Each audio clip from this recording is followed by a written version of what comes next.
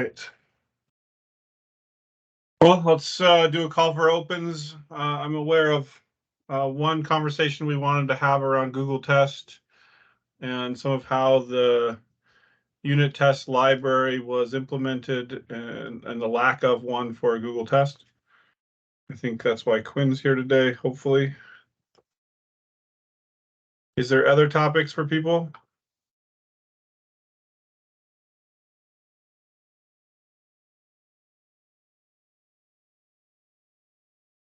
Nate, did you have anything, or Mike?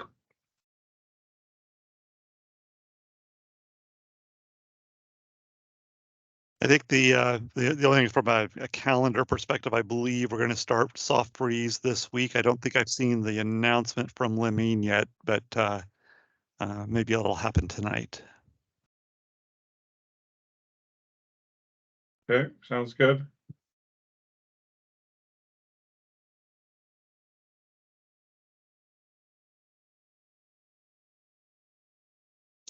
I assume no UDK2 platforms updates this week either.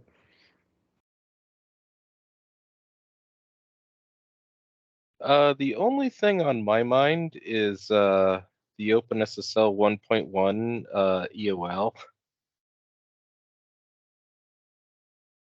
So I don't know if you guys have been following, but OpenSSL 1.1 is going to stop receiving security updates in September. So there's some people at Intel working on upgrading UDK2 to OpenSSL 3. But one of the things that is going to be tricky is there's a contribution from Microsoft for enabling like some native crypto instructions.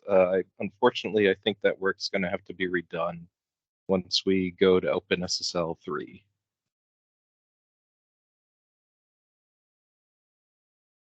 Do you know if OpenSSL 3 already has native instruction support for both x86 and ARM CPUs?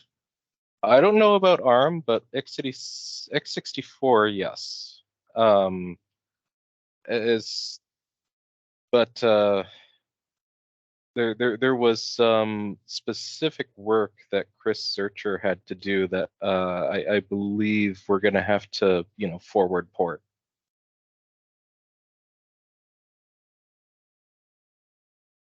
Okay. I think we were hoping that would just be free in OpenSSL 3.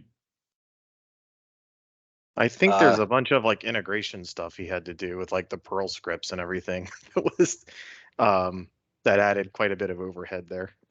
Yeah, I don't think it's going to be free, unfortunately.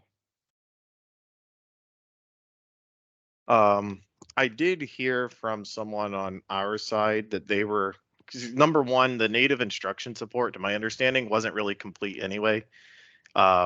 I think it didn't work in 32-bit or PEI or something like that. So there was someone on our side that was interested in expanding that over the summer. So I could see if they're interested in also moving it to OpenSSL 3 as well.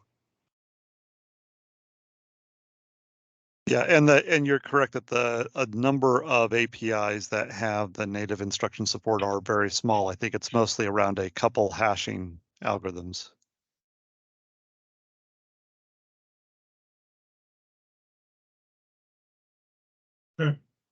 Was there a particular reason why I guess the Intel hasn't used native instruction support, or is it just a matter of like getting the upstream code available?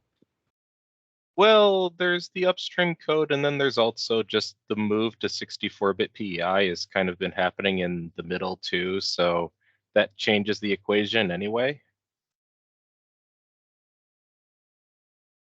In terms of like compatibility with the native instruction wrapper Yeah, code? it makes it easier, right? Because now we can use it for FE verification and TPM FE measurements and all that good stuff, right? So yeah, you're just saying like the 32-bit gap doesn't really matter as much anymore. Right. Once we, on future platforms, it's going to be 64-bit only, so we might as well just focus on that, basically, right? Okay.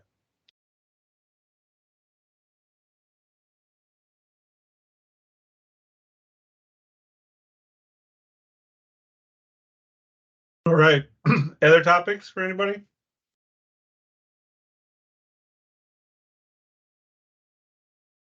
Mike, was there anything out of the community meeting or the stewards meeting that has relevance? We talked about OpenSSL 111 as well. And I was not able to make the morning community meeting with her. I think there were 3 presentations and went long, right, Mickey? Yes, there were 3 presentations.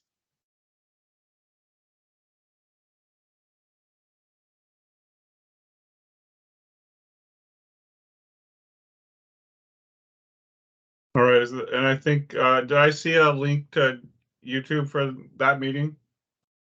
Yes, I did record it, so all 3 presentations are there.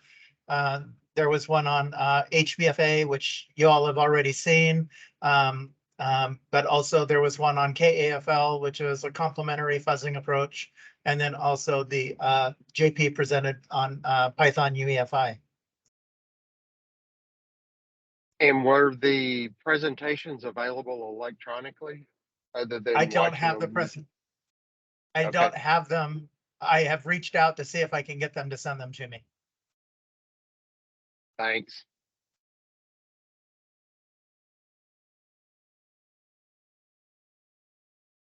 All right. Any other topics, or Quinn, do you want to talk about the Google test one?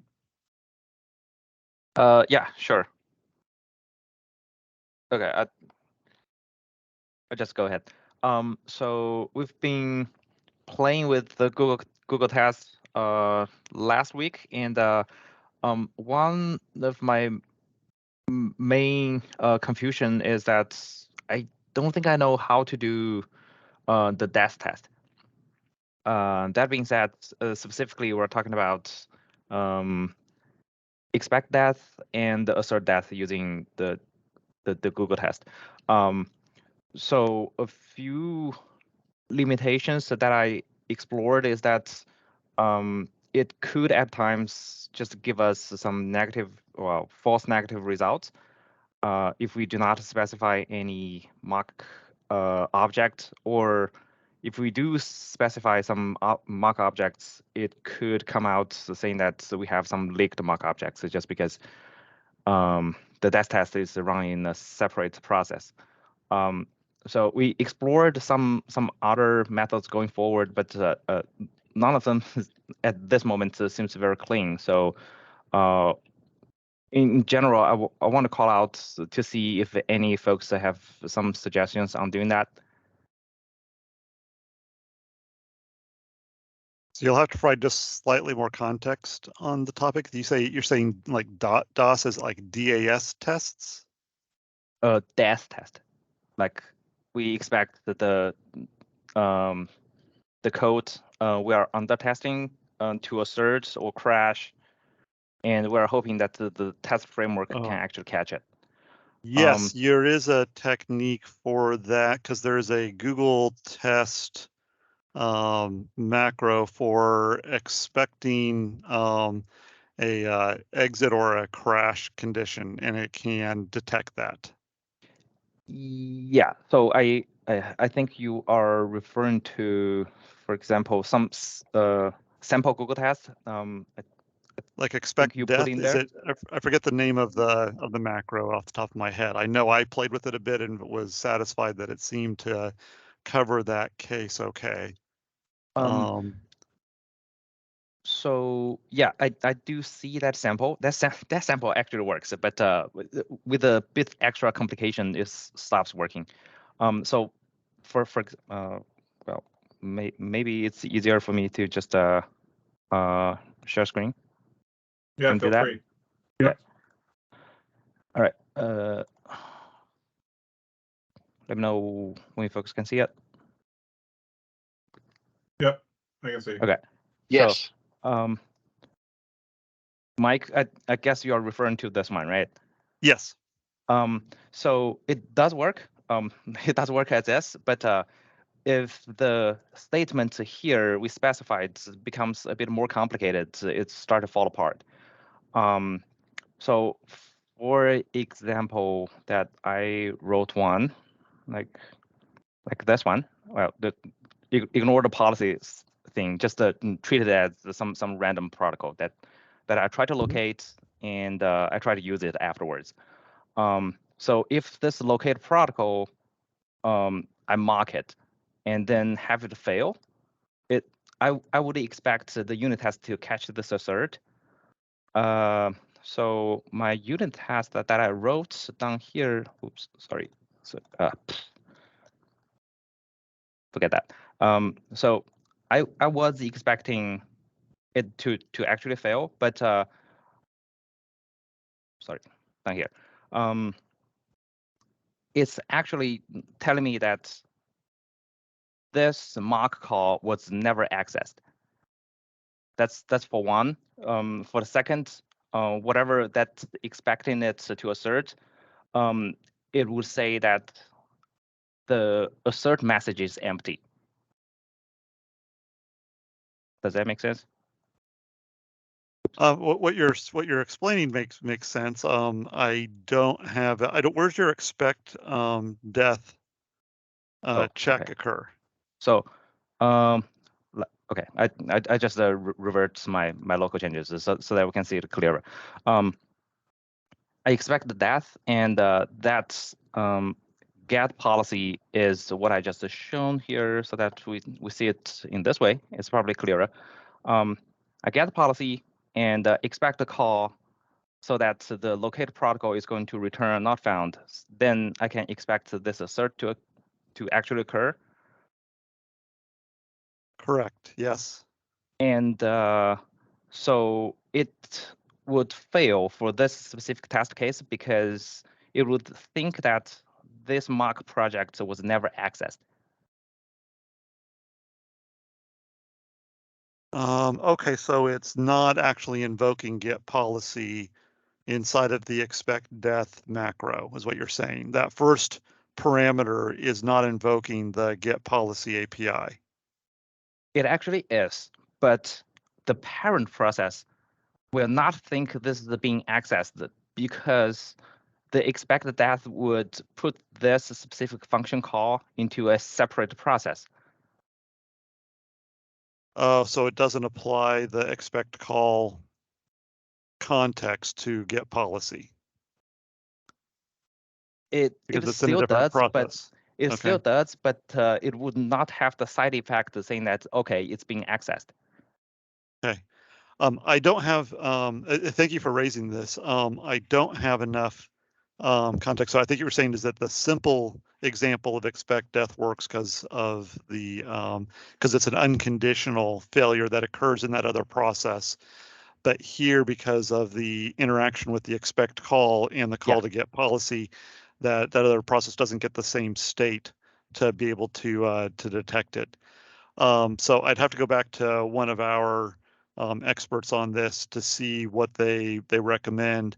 I remember some discussions about expect death and some of its nuances that you have to deal with. So I can definitely, if you can give me just that little bit of code right there in an email, you know, as the example, and that would be enough context for me to ask the question to see if there's a way to use the expect death on asserts, you know, that are in that scenario with an expect call.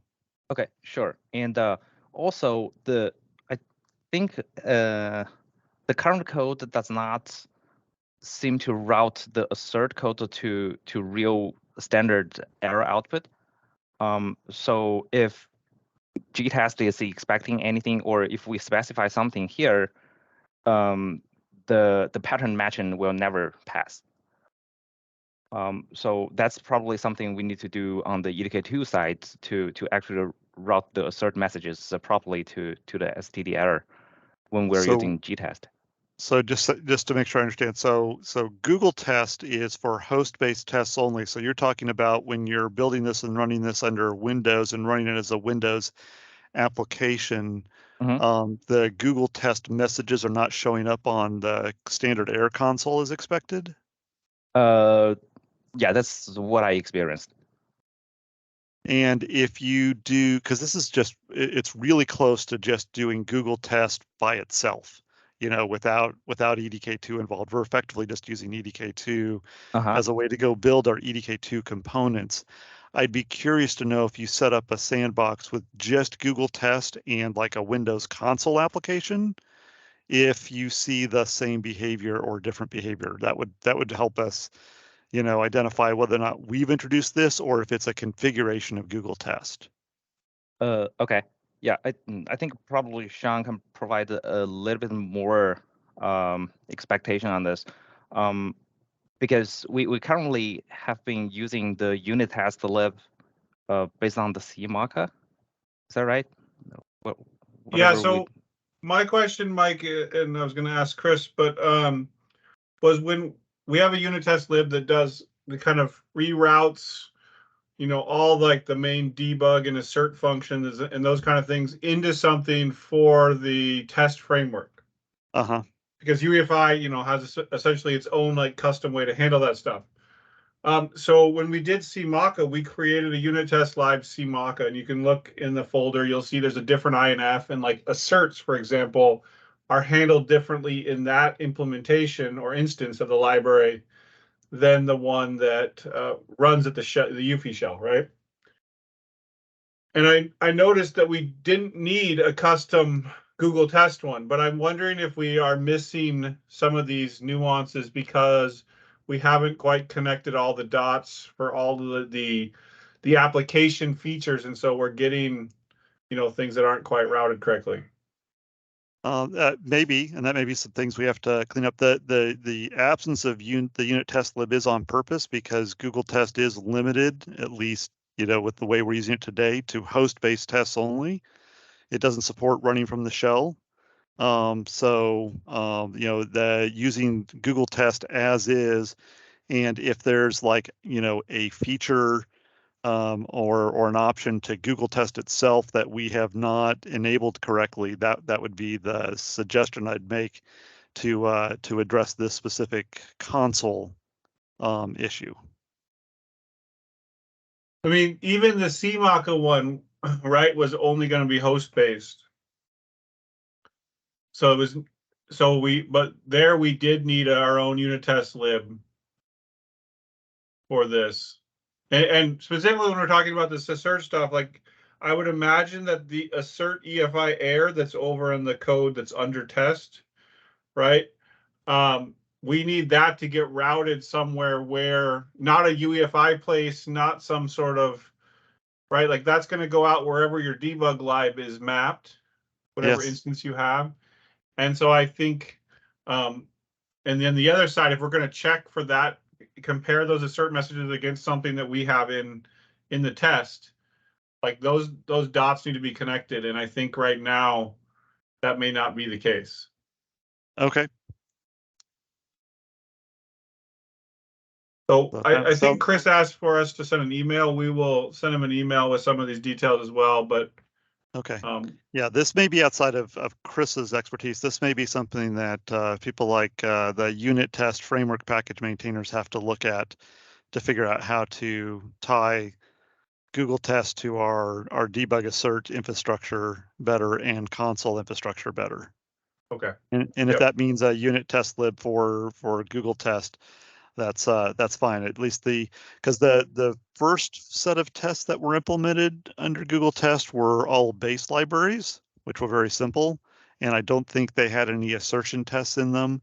And then the Google Mocks was added. So if we have some feature gaps with respect to asserts, which I think that's what Kuhn was showing and what you're describing as well, we have to look at those gaps. Yep. Okay. But thanks for trying things out. This is exactly the kind of stuff we wanted to see as more developers attempt to use this new unit test framework.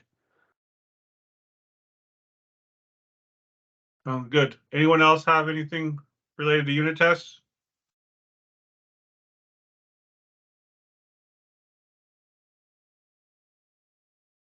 All right.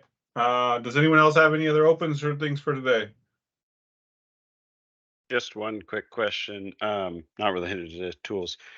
Mike, you had talked about setting up a design meeting around memory protections and memory map, et cetera. Just wanted to see if Ray was back this week to schedule something.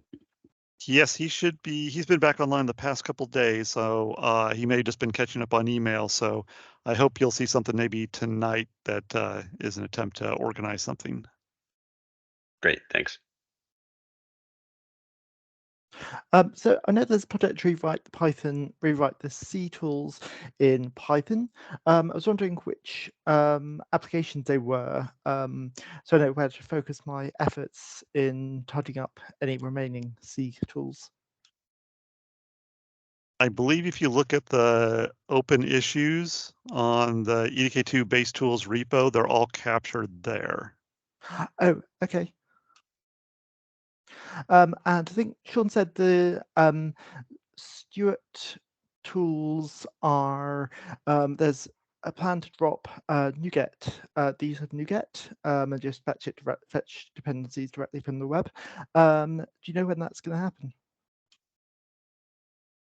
So to be more specific, right, a repository can use whatever type of XSteps they want. And for EDK2, we used NuGet-based XSteps because we already had those published and they worked fine, and we used them in Project Mu. We have found that NuGet-based XSteps work pretty well when you have proprietary XSteps and you need to have authentication attached to them. So we're not planning to drop NuGet support out of Stuart, but the goal we have set forth is to get rid of all usage of NuGet for EDK2 based open source dependencies, so that we can minimize and make that easier. Does that sound reasonable? Yep, that's perfect. As long as I have nothing to do with NuGet and .NET Framework and all that stuff, that's fine with me. Yeah. So I think we share that goal. We've seen that it's been painful for other operating systems, and so we want to help address that. So I think we're playing around with ideas last week. I have not synced back up with the team that is working on that. So we can either do that over email, or we should have an update by next week. Okay, thanks. I don't know, Mike or anyone else have anything to add to that? I wanted to say thank you for bringing that up, Rebecca. Yeah, I know you. You're struggling. I just fought with that today.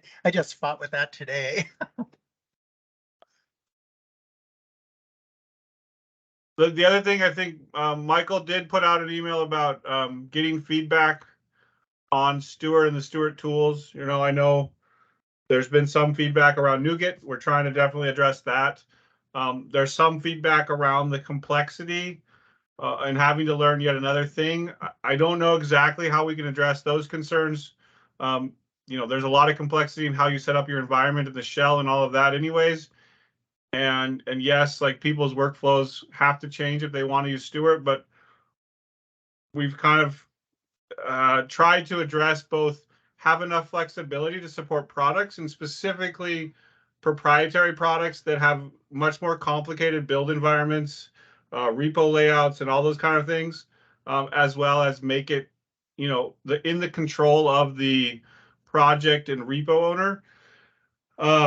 But I think we're looking for feedback around, you know, actionable feedback around how we can make Stuart better and easier for, you know, this group to use, so that it actually gets used more. And maybe we can get to a point where we have one set of directions on how you build, you know, and work with the code base, rather than trying to support, you know, everyone who sets up their own environment plus the containers plus some Stuart environment thing. So if there's any constructive feedback there, we'd love to hear that. And I think Michael Kubaki has a discussion up where people can add that. So would the idea be that everyone uses containers? So I think, at least, you know, my thoughts on this is that on the Windows side, containers aren't great. They're pretty big. And when we think about doing this in CI, we're worried about the overhead of that for everything we have to build. So kind of, and that's kind of, again, one of the main goals was to be able to provide a consistent environment across platforms. And Stuart does that today. And so we don't want to back off too much because, you know, we do build on Windows and Linux. Those are both very important targets for us. And I think it's really important that we have consistency around the tools and versions of everything you have. And that's, again, why we've kind of had some challenges around what the repository that each distro provides with their own version is that doesn't drive consistency. And that definitely doesn't drive consistency when we look cross-platform and we have a tool like IASL, which runs both on Windows and Linux. So for things like GCC, you know, I think there's a little more gray area. You can say, all right, well, that's a Linux thing. We're going to use whatever the repository has and the distro provides. You mean the distro? Yeah. Yeah. Okay, so on Linux, you wouldn't expect everyone to use containers. So I think on Linux, we're hoping that that's where people want to go. I think, you know, we're just, you know, one small piece in this. I think from the CI side, I think we see the value in containers. Oh, definitely.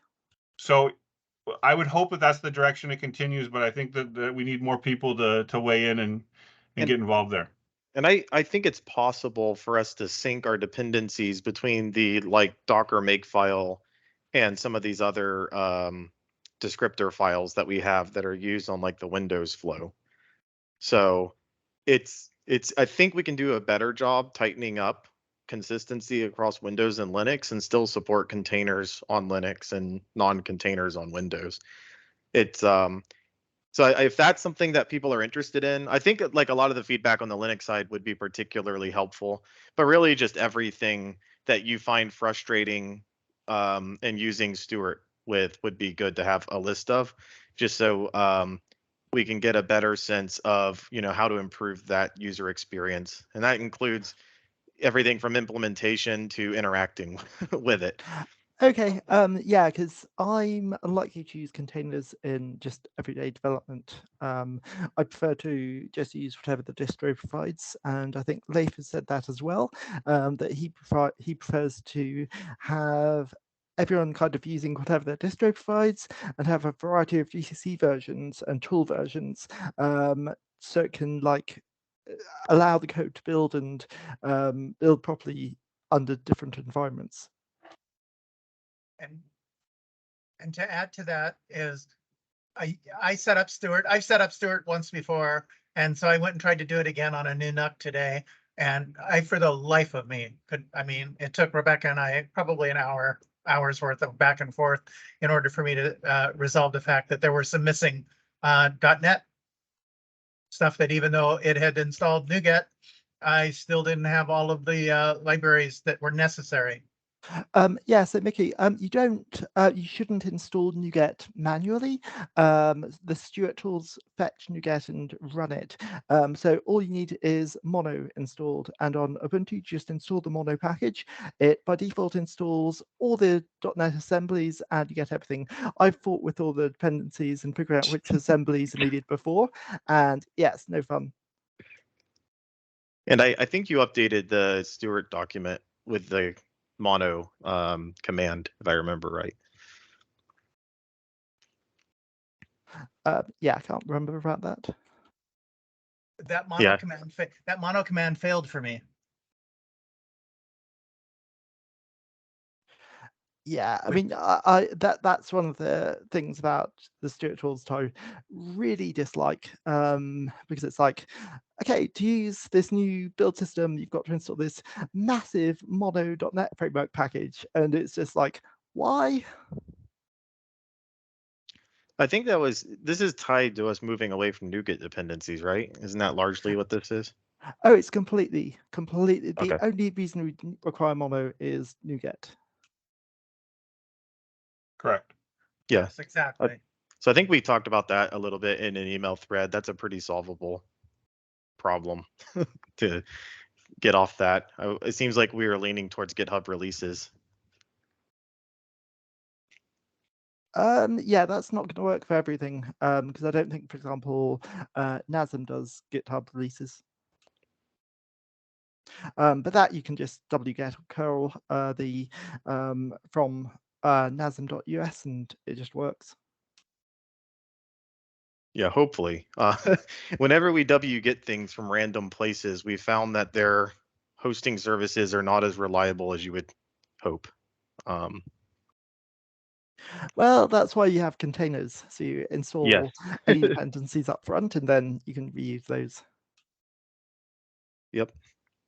And did you say you like to use containers to abstract yourself from the distro, or you like to use the distro directly? I didn't. No, I use whatever the distro provides. I rarely use containers Okay. for everyday development. So yeah, and when I was working at Qualcomm, Leif didn't like using, for example, ARM provides GCC releases on their website, and he didn't like using that. He didn't like having everyone using the same GCC version, for example. He preferred just having whatever the distro has, so you get a variety of GCC versions and toolset versions and stuff. Okay, and that's to just broaden compatibility checks? Yep. Okay.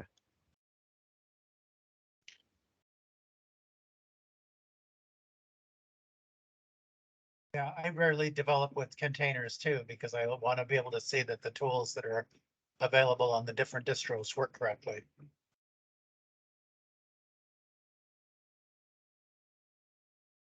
Okay. Yeah, it would be nice if like, I guess if that was important to the project, it was captured in the CI test. But I guess I mean, people can. yeah, CI already takes long enough, so I don't think that's really realistic.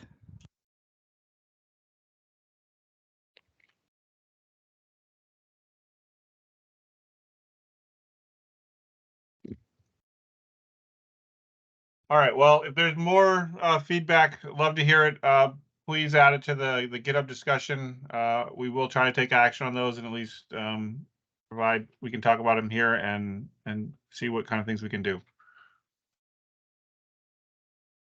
Is there anything else anyone wants to bring up?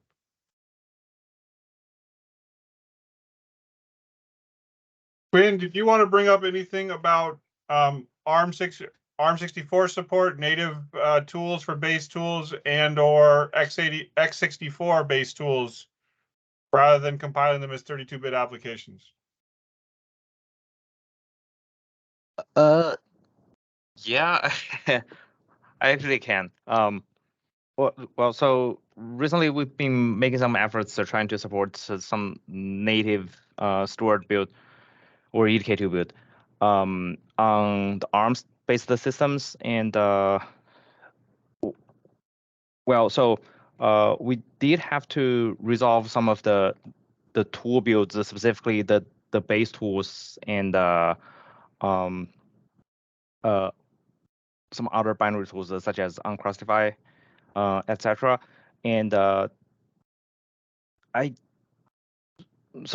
first off, let me just pause there and see if that raised any interest for the broader audience or not.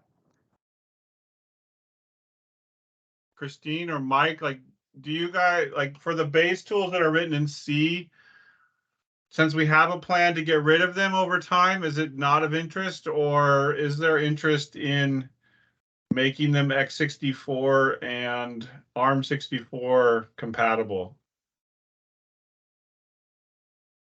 without a bunch of compiler hacks? I think they should be compatible.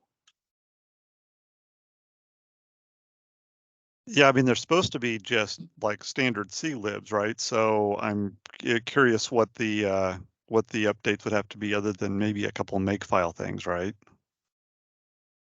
So yeah, the thing with Uncrustify is that I don't think we provide an ARM64 binary via NuGet that we can fetch. So I think that's the big issue with that. I don't know about the problems with base tools. I think that just works. So Michael Kubaki, does the Uncrustify project support building to ARM64 targets? Yes, Quinn actually added that. Okay.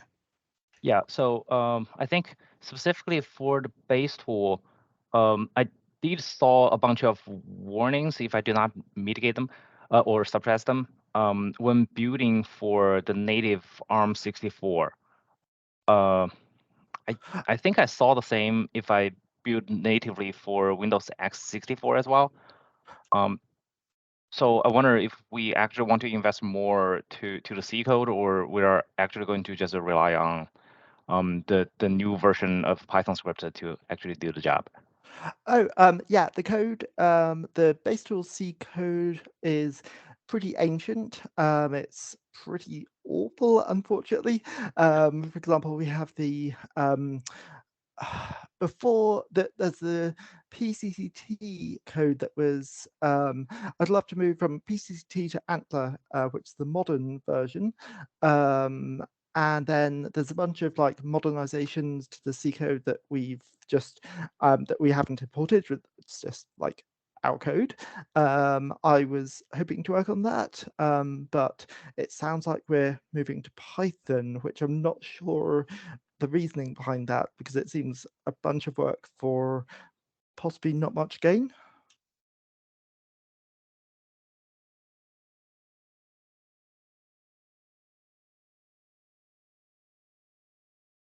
And I think the PCCTS dependency specifically, I think that's what Christine, who's online, presented, that they've got an updated, they've got a Python implementation of the parser. Trying to remember like the generator HII stuff, the HII. Oh, okay. Content, the compiler. So yeah, the VFR compiler. Sorry. Yeah, the VFR compiler. So I think that's the only use of PCCTS. So I think we're closer on getting rid of the really old C code out of there. And Christine, I don't know if you've had a chance to update the issues with any proposed timelines for the rest of the C tool conversions to Python. I think I can share it in our next meeting. Okay. Yeah. I mean, I'd recommend just ignore the warnings so that they will complete the build for now, just like it sounds like we're doing on x64, and go with that. And then the path here is, as soon as we can retire the use of each C tool, we will. Okay, so it sounds like I shouldn't invest any effort into fixing like DocGen headers or any of that stuff. No, if there's any energy to be given, I'd say let's coordinate with Christine on the conversion to Python. Okay. Also, I have several pull requests open in the ETH2 base tools repo, and I'd like some reviews, please, so I can get those committed. Okay, I will see the request and give a review by. Okay, thank you. For example, in file in the this unit test, I think it is, os.rmdir, there's a takes a optional parameter dir fd, and we wrap that, we hook that, but we don't have the optional parameter, and so it causes a problem.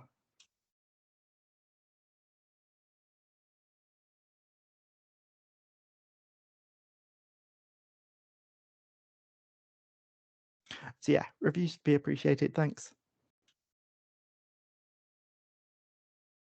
All right, sounds good. Any last topics for anybody?